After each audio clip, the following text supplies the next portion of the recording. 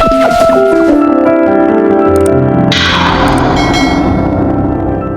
जी, good morning. कल कहाँ तक हो गया था हमारा? अच्छा, कल शायद कंसेप्ट तो हमारा पूरा लगभग कंप्लीट सा हो गया था, ठीक है ना? आज हमें क्वेश्चंस की प्रैक्टिस करनी थी, ठीक है ना? अब प्रैक्टिस क्या करोगे, कुछ इंपॉर्टेंट इंपॉर्टेंट क्वेश्चंस देख लो जिनको लिखाने की मुझे नीड नहीं होगी। आप लोग इस सीट की सहायता से क्वेश्चन का आंसर दे सकते हो, ठीक है? पेज नंबर फर्स्ट ही निकाल लो आप लोग, पेज नंबर फर्स्ट निकाल लो। मिल गया ना? जैसे मान लो आपके पास फर्स्ट क्वेश्चन दे रखा है, फर्स्ट क्वेश्चन हमारे पास दिया है, Mohan is 26th from the left end of the row and 12th from the right end in the class. How many students are there in the class? एक बात बताओ, पहला concept करवाया था मैंने आप लोगों को। इस वाले क्वेश्चन में मोहन की लेफ्ट से भी पोजीशन पता है और मुझे मोहन की राइट से भी पोजीशन पता है, तो मैं कह सकता हूँ सिंगल पर्सन की दोनों साइड से पोजीशन पता है। और जब सिंगल पर्सन की दोनों साइड से पोजीशन पता है और मुझे टोटल निकालना है, तो कैसे निकालोगे? दोनों को ऐड करके क्या करोगे? -1 कर दोगे, आपके पास आंसर आ जाएगा, ठीक है? सेकंड क्वेश्चन आप लोग कर लेना, थर्ड क्वेश्चन भी आप लोग कर लेना। अच्छा, जैसे फोर्थ नंबर का क्वेश्चन देखो एक बार, कि फोर्थ नंबर का क्वेश्चन तुम लोगों का क्या कहना चाह रहा है, ये किस पे चलाना है?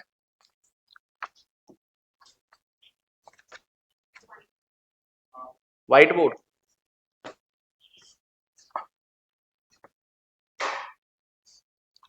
अच्छा, जैसे आपके पास ना फोर्थ नंबर का क्वेश्चन है, ये फोर्थ नंबर का क्वेश्चन वही है जो कल मैंने आपको छोटा सा कंसेप्ट करवाया था लेफ्ट और राइट का, ठीक है ना? एक बार देखो, आपके पास क्वेश्चन है, in a row of boys Mohan is 20th from the left hand.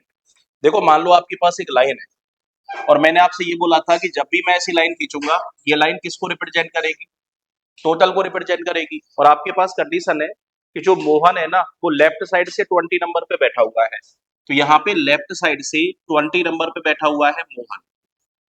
तो ये लो, मोहन की पोजीशन कहाँ से हो गई? लेफ्ट साइड से हो गई, और लेफ्ट साइड से कितनी हो गई? 20 हो गई। नेक्स्ट आपसे बोला है, Pratap is 15th from the right hand. देखो, जो प्रताप की पोजीशन है वो राइट हैंड से कौन सी है? 15 है। तो मैं कह सकता हूँ, मान लो यहाँ पे बैठा है आपका प्रताप, और जो प्रताप की पोजीशन हमें दे रखी है वो राइट हैंड से कौन सी है तुम्हारी? राइट हैंड से दे रखी है हमें 15। अब ध्यान से सुनना, आपके पास कंडीशन दे रखी है क्या? How many boys are there between Mohan and Pratap. देखो, आपसे बोला है मोहन और प्रताप के बीच में कितने लोग बैठे हुए हैं। क्वेश्चन पढ़ो दोबारा से, किसी लाइन में मोहन की पोजीशन लेफ्ट से 20 है and 12th from the right hand. हाँ जी, मोहन की जो पोजीशन है ना, वो राइट हैंड से कौन सी है? 12th है, ठीक है ना? मोहन की पोजीशन राइट हैंड से कौन सी हो गई? 12 हो गई। अब एक चीज तो कंफर्म है कि यदि मोहन की पोजीशन राइट हैंड से 12 है, तो कहीं ना कहीं प्रताप इससे पहले बैठा हो। अरे समझ पा रहे हो मैं क्या कहना चाह रहा हूँ? क्योंकि आपको पता है कि मोहन की पोजीशन यदि राइट साइड से 12 है ना, तो मोहन से पहले केवल 11% बैठ सकते हैं। लेकिन आपको पता है प्रताप की पोजीशन है कितनी?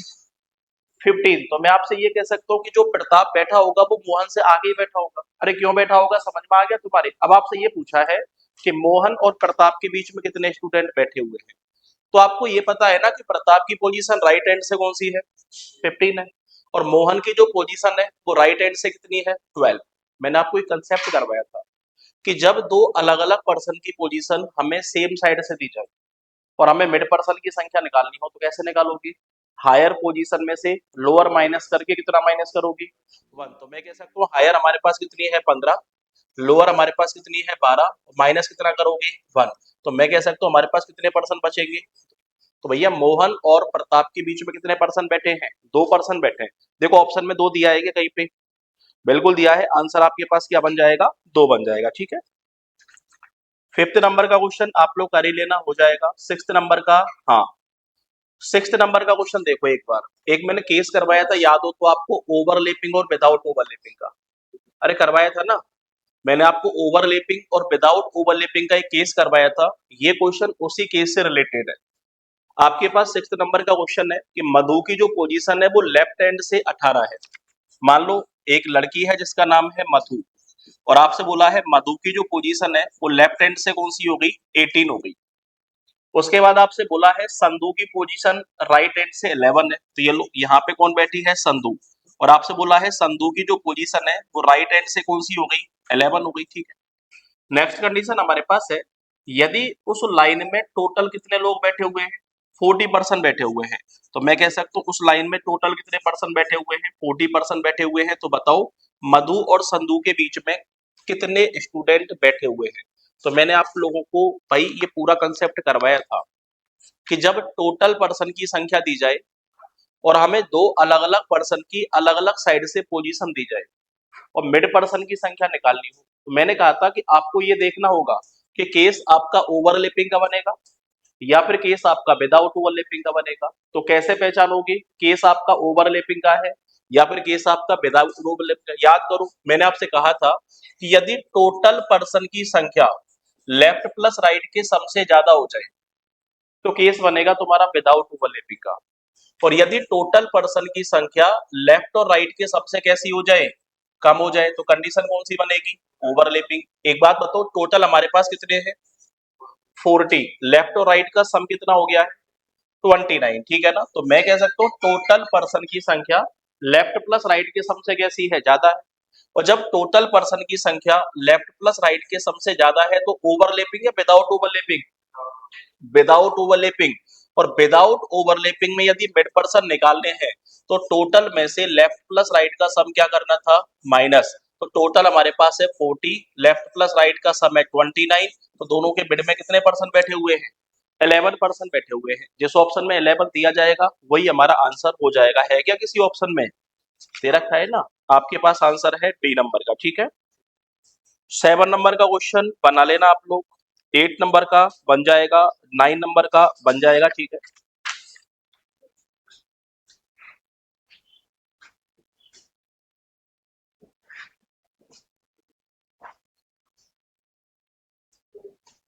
अच्छा आपके पास एक क्वेश्चन है 23 नंबर का, ठीक है ना। 23 नंबर का क्वेश्चन देखो, ये नए कंसेप्ट का क्वेश्चन है। एक बार जरा 23 नंबर के क्वेश्चन का आंसर देके बताना आंसर क्या जाएगा। अच्छा 23 से पहले ना 22 का आंसर देके बताओ, कॉमन सेंस वाला क्वेश्चन है ये, कोई कंसेप्ट काम नहीं करेगा इस वाले क्वेश्चन में। 22 नंबर का क्वेश्चन का आंसर देके बताओ।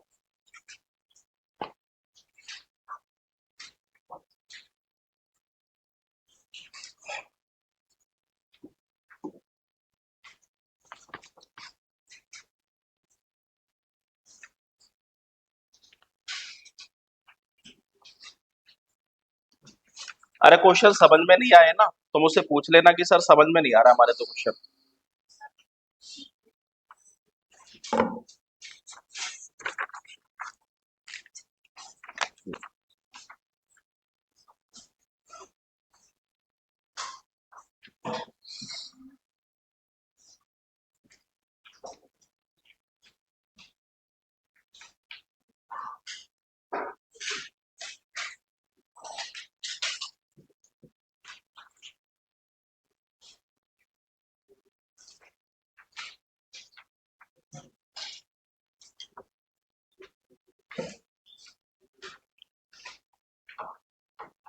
अच्छा चलो मैं आपको आसान भाषा में क्वेश्चन समझा देता हूँ, क्वेश्चन क्या है, कर रहे हो क्या, 2 मिनट में तो टॉपिक ही खत्म हो जाएगा।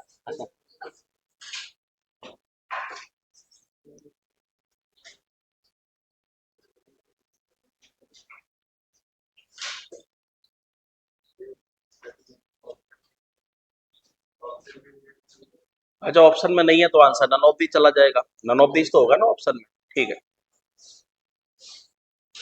39 आ रहा होगा आंसर, ठीक है। गलत है, गलत है। अरे सही हो सकता है, ठीक है, अभी चेक करेंगे, मुझे भी नहीं पता इसका आंसर क्या है।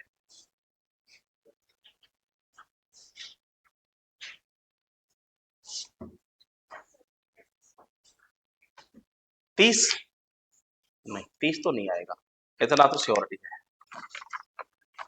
37, हाँ 37 आ सकता है, ऑप्शन में है क्या 37, नहीं है ना, तो नन ऑफ दीज।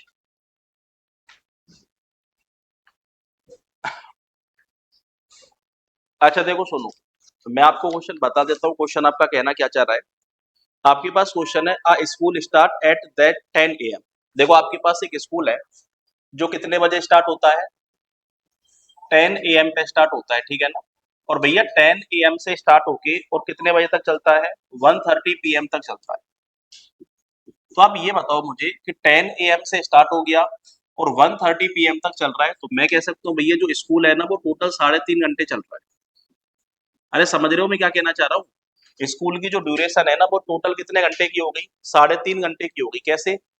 10 से 11, 11 से 12, 12 से 1, ये तो 3 घंटे हो गए। आधे घंटे और चल रहा है, तो स्कूल टोटल कितने घंटे चल रहा है? 3.5 घंटे चल रहा है। यहाँ तक का मामला क्लियर है आप लोगों का? ठीक है। If there are 5 periods in this time, देखो 10 बजे से लेके और 1:30 बजे तक टोटल जो क्लास आपके पास होती है ना वो 5 क्लास होती है।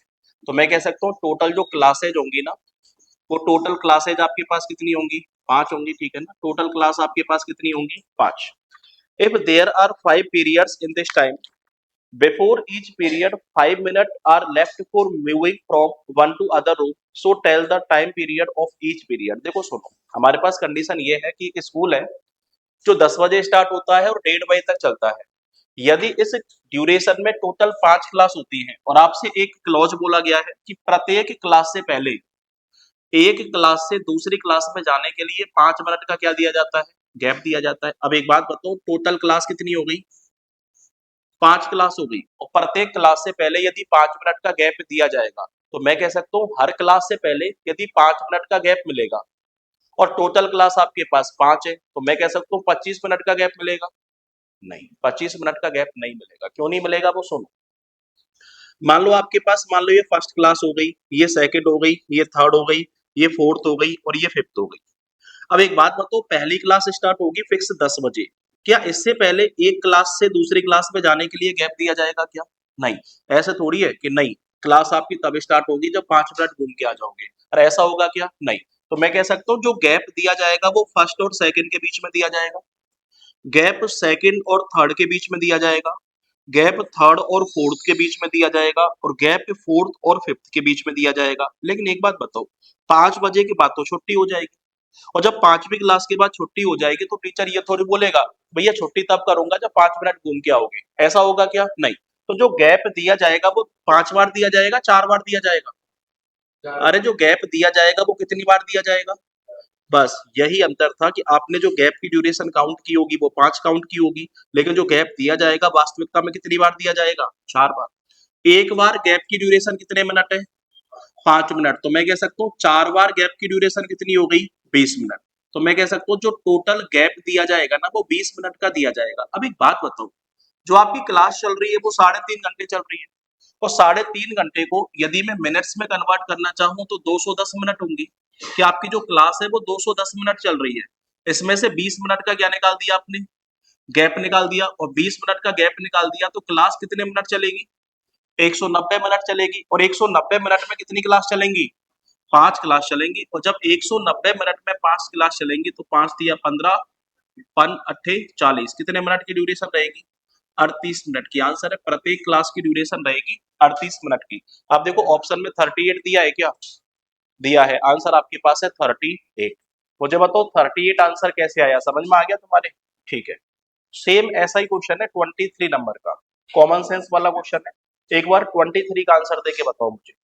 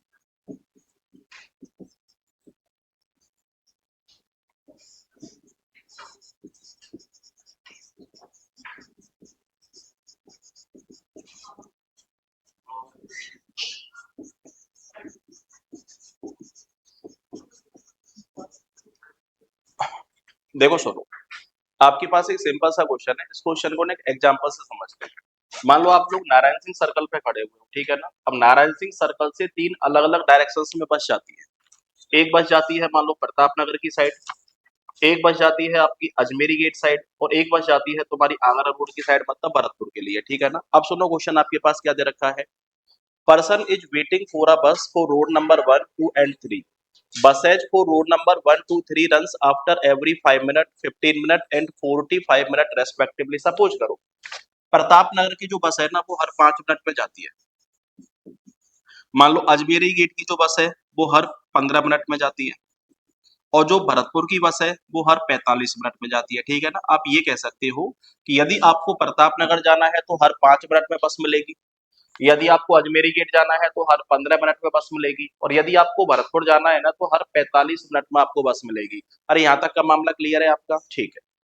लेकिन क्वेश्चन में हमें कुछ भी ये नहीं दे रखा कि उस पर्सन को जाना कौन से रूट पे है। ऐसी कोई इन्फॉर्मेशन हमारे पास नहीं है, ठीक है। मान लो मैं मेरी बात करूं, मैं जैसे ही नारायण सिंह सर्कल पहुंचा, मैंने देखा नारायण सिंह सर्कल से एक बस जा रही है, लेकिन कहाँ के लिए जा रही है मुझे नहीं पता है, और मुझे ये भी नहीं पता है कि मुझे कहाँ पर जाना है। लेकिन क्वेश्चन आपसे ये पूछा है कि मुझे नेक्स्ट बस के लिए मिनिमम कितना टाइम वेट करना होगा। तो आपको ये पता है कि जो प्रताप नगर की बस है वो हर 5 मिनट में आती है। तो यदि मैं मिनिमम टाइम की बात करूं तो मिनिमम टाइम हमारे पास कितने मिनट का है, 5 मिनट का। कि भैया किसी भी बस के लिए, मतलब किसी भी नेक्स्ट बस के लिए मुझे मिनिमम कितना टाइम वेट करना होगा, 5 मिनट का टाइम वेट करना होगा। क्यों? क्योंकि प्रताप नगर की जो बस है ना हर कितने मिनट में आती है, 5 मिनट में आती है। तो आंसर आपके पास कितना है, 5 मिनट है। जिस ऑप्शन में हमें 5 मिनट दे रखा होगा वही ऑप्शन हमारा आंसर हो जाएगा। अरे कर लोगे, ये 5 मिनट आंसर कैसे आया? क्लियर है मामला यहाँ तक का, ठीक है। अगला क्वेश्चन जैसे आपके पास 24 नंबर का है, ठीक है। अब 24 नंबर का क्वेश्चन है आपस में पोजीशन इंटरचेंज करने वाला। इंटरचेंज करने वाला क्वेश्चन मैंने करवाया है या नहीं करवाया, आप लोगों को करवा दिया ना, ठीक है। मैंने बोला था क्वेश्चन का आंसर फिंगर्स पे काउंट करके देना है, हमें किसी भी कंडीशन में कॉपी पे पेन नहीं चलाना है। तो आंख बंद करके क्वेश्चन का आंसर कैसे देना है सुनो। In a queue of student Hari is 11th from the left hand and Manjula is 17th from the right hand. If they interchange their position, Hari would be 13th from the left hand. What is the new position of the Manjula from the right hand? मैंने आपसे ये कहा था कि यदि total person की संख्या आपको निकालनी है, एक पर्सन की नई रैंक लो प्लस दूसरे की पुरानी लो और दोनों को जोड़ के क्या कर दो, -1 कर दो, ठीक है। दूसरी कंडीशन आपके पास क्या थी कि यदि मुझे किसी पर्सन की नई पोजीशन निकालनी है तो जितने का चेंज फर्स्ट पर्सन की पोजीशन में हुआ है, यदि उतने का ही चेंज मैं सेकंड पर्सन की पोजीशन में कर दूं तो उस पर्सन की अदर साइड से रैंक निकल के आ जाएगी। तो एक बात बताओ, एक पर्सन तो आपके पास है हरी और एक पर्सन आपके पास कौन है, मंजुला, ठीक है ना। एक पर्सन तो आपके पास हरी हो गया, एक पर्सन आपके पास मंजुला हो गई। आपसे बोला है हरी की पोजीशन लेफ्ट से कौन सी है, 11, और मंजुला की जो पोजीशन है वो राइट साइड से कौन सी है, 17। इन दोनों ने आपस में अपनी पोजीशन इंटरचेंज कर ली, तो हरी लेफ्ट से कौन से नंबर पे हो गया, 13th पे। एक बात बताओ, हरी लेफ्ट से 11 नंबर पे था, पोजीशन इंटरचेंज करके हरी 13th नंबर पे पहुंच गया, तो मैं कह सकता हूँ हरी की पोजीशन में कितने का चेंज हो गया है, 2 का चेंज हो गया है। तो मैंने बोला था जितने का चेंज यहाँ पे हुआ है, यदि उतने ही पर्सन का चेंज यहाँ पे कर दिया जाए तो उस पर्सन की नई पोजीशन निकल के आ जाएगी। तो बताओ मंजुला की नई पोजीशन कितनी होगी, 19 होगी। जिस ऑप्शन में हमें 19 दे रखा होगा वही ऑप्शन हमारा आंसर हो जाएगा। 19 आंसर कैसे आया, समझ में आ गया तुम्हारे, ठीक है। ये मैंने कई सारे क्वेश्चन करवाए थे आप लोगों को, ठीक है ना, भूल जाते हो आप। अगला क्वेश्चन आपके पास है 25 नंबर का, ठीक है। अब ये क्वेश्चन ऐसा है कि ना भी पढ़ाया जाए तो भी कॉमन सेंस का यूज करके आप क्वेश्चन का आंसर दे सकते हो, ठीक है। क्वेश्चन क्या है, in a class among the passed student, ध्यान रखना है एक क्लास है जिसमें पास स्टूडेंट और फेल स्टूडेंट की संख्या में अलग अलग दे रखी है, ठीक है ना। यहाँ पे जो सबसे पहले बात की गई है वो पास्ट स्टूडेंट की बात की गई है। मान लो आपके पास एक क्लास है, ठीक है ना, इस क्लास में आपको पता है पास स्टूडेंट भी है और इस क्लास में कैसे स्टूडेंट भी होंगे, फेल स्टूडेंट भी होंगे, ठीक है ना। आपके पास कंडीशन क्या है, in a class among the passed student Kapil's position is 13th from the top and 26th from the bottom. एक बात बताओ, पास स्टूडेंट की बात कर रहा है कि पास स्टूडेंट में कपल की जो पोजीशन है वो टॉप से तो 13th है और भैया बॉटम से कौन सी है तुम्हारी, 26th है। तो एक बात बताओ, टॉप से तो 13th है और बॉटम से कौन सी है 26th है, तो मैं कह सकता हूँ टोटल पास स्टूडेंट की संख्या निकाल सकता हूँ। दोनों पर्सन को जोड़ के कितना माइनस कर दूं, 1 माइनस कर दूं, तो बताओ 26 और 13 कितना हो गया 39, और 39 माइनस 1 मतलब टोटल पास पास स्टूडेंट कितने हो गए 38। सबसे पहले ये बताओ पास स्टूडेंट 38 कैसे हुए, समझ में आ गया तुम्हारे, ठीक है। अगली कंडीशन दे रखी है if 6 student fail in this exam. हाँ जी, यदि 6 स्टूडेंट क्या हो गए फेल हो गए, तो एक बात बताओ, एक क्लास है जिसमें पास स्टूडेंट तो हो गए 38 और फेल स्टूडेंट हो गए 6, और यदि मैं टोटल स्टूडेंट की संख्या निकालना चाहूं तो पास प्लस फेल कर दूं, सप्लीमेंट्री वाले नहीं है यहाँ पे, ठीक है ना, तो पास प्लस फेल कर दूं तो 36 प्लस 6 कितना हो जाएगा तुम्हारा 44। तो मैं कह सकता हूँ उस क्लास में टोटल स्टूडेंट कितने हैं 44 स्टूडेंट है। ऑप्शन में 44 है क्या, है ना, जिस ऑप्शन में 44 दिया है वही हमारा आंसर है। अब देखो सीट आपके पास आ गई, नंबर ऑफ क्वेश्चंस मैंने काफी सारे आप लोगों को करवा दिए थे, एक बार घर पे जाके सारे क्वेश्चंस का आंसर देने की कोशिश करना, ठीक है। जिन क्वेश्चंस में आपको दिक्कत आए आप लोग मुझे बताना, मैं वो वाला क्वेश्चन सॉल्व करवा दूंगा आप लोगों को, ठीक है। क्या हुआ, नहीं नन ऑफ दीज नहीं आएगा, आंसर गलत हो सकता है, 25th का 5 आंसर गलत है, ठीक है ना, कर लोगे। चलो ये वाला क्वेश्चन हो गया है तुम्हारा खत्म। अगला क्वेश्चन एक क्वेश्चन लिखो आप लोग, और आप लोग आंसर देके बताना आंसर क्या जाएगा।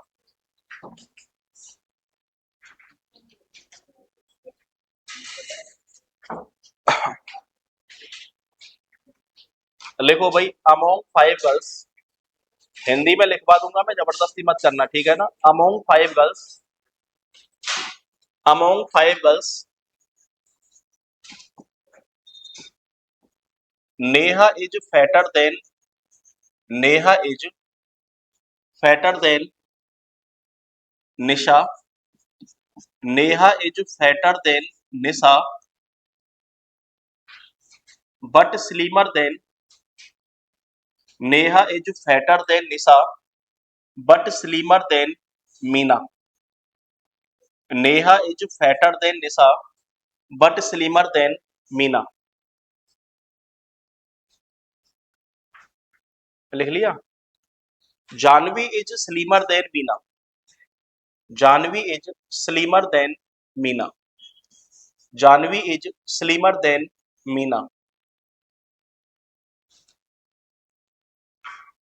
लिख लिया, no one is fatter than Monica, no one is fatter than Monica, no one is fatter than Monica, no one is fatter than Monica. Then find who will be the slimmest girl, then find who will be the slimmest girl, then find who will be the slimmest girl। अरे हिंदी में लिखवाना है क्या, ठीक है। आप सबसे पहले ये बताओ इन सब में सबसे पतली लड़की कौन सी है, निशा, वेरी गुड, आंसर आपके पास क्या आ गया है निशा, गलत आंसर है। सेकंड आंसर बताओ, मोनिका, वेरी गुड, बिल्कुल गलत आंसर है। अगला आंसर बताओ,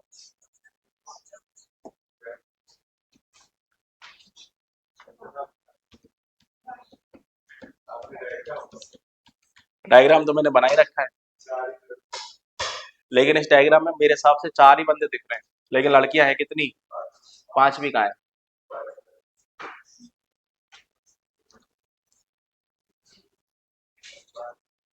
5 भी है, जानवी, और जानवी किससे पतली है, मीना से पतली है, तो सबसे पतली कौन होगी, निशा, गलत आंसर है, ठीक।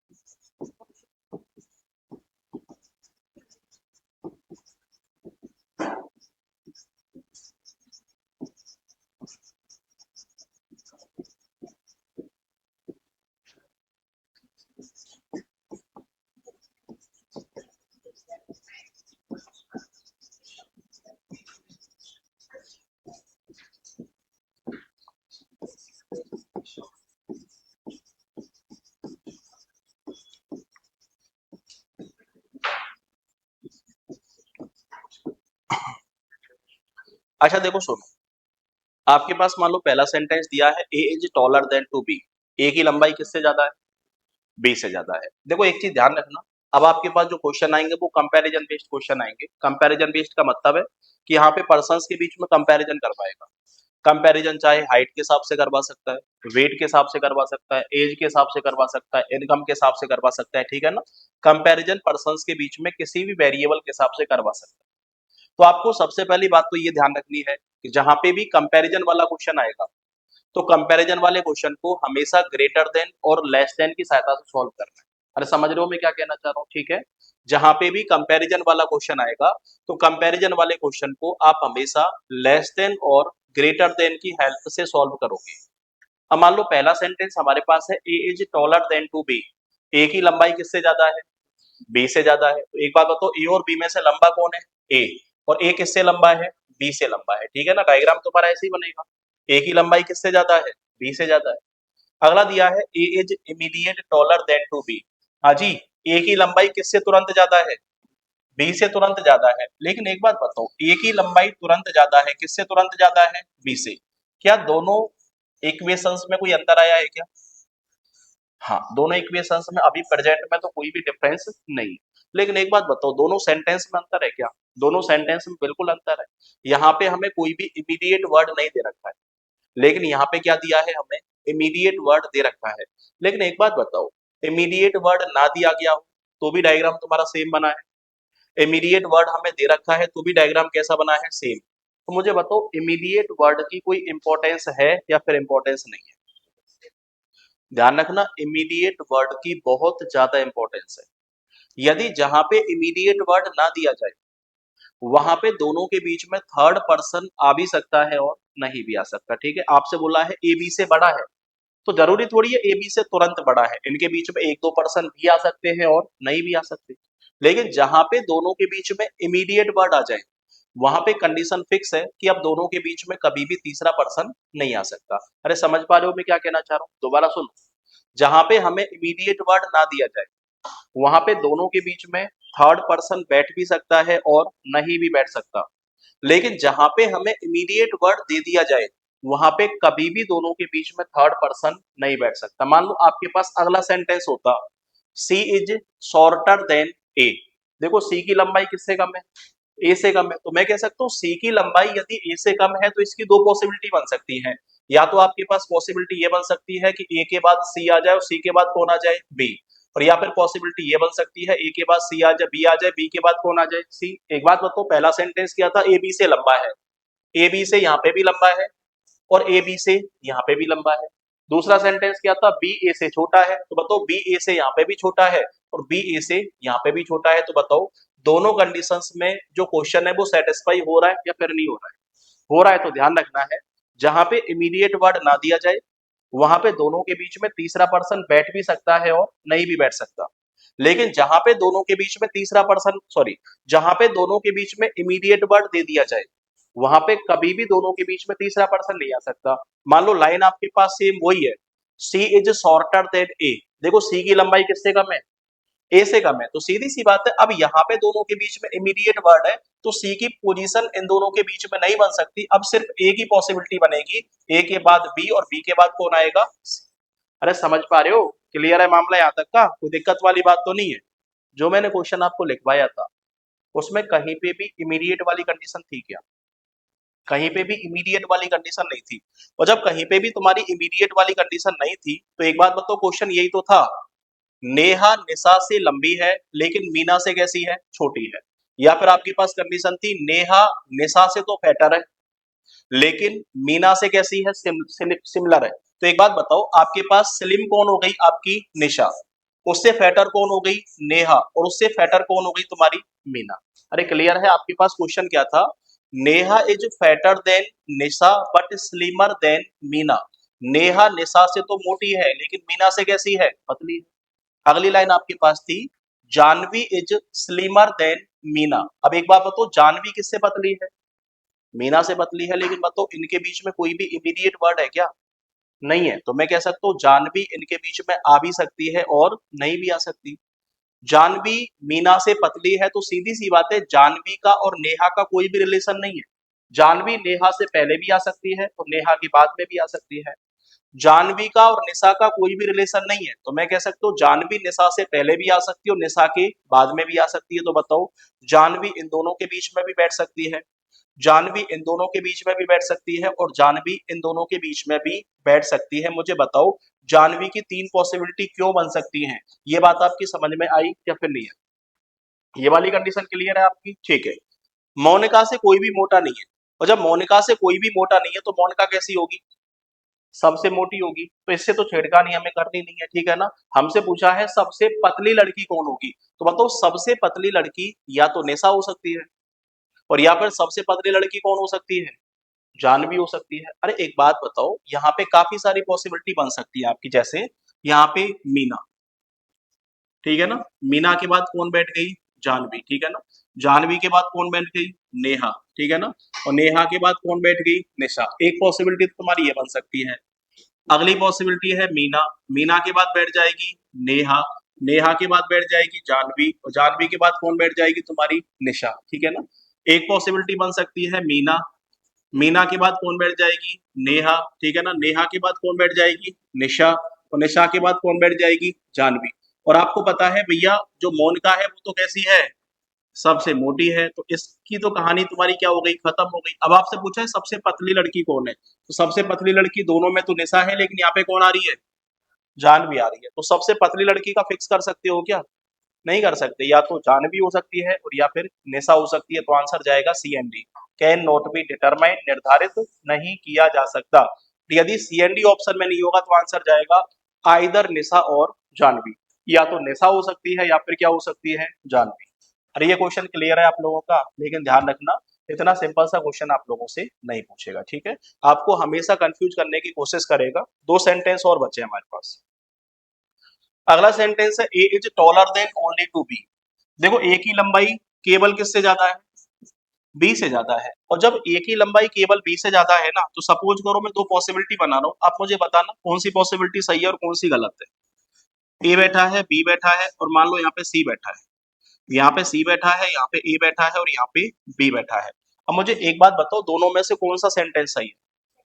आपके पास कंडीशन है A is taller than only to B. कल बात करेंगे इसका।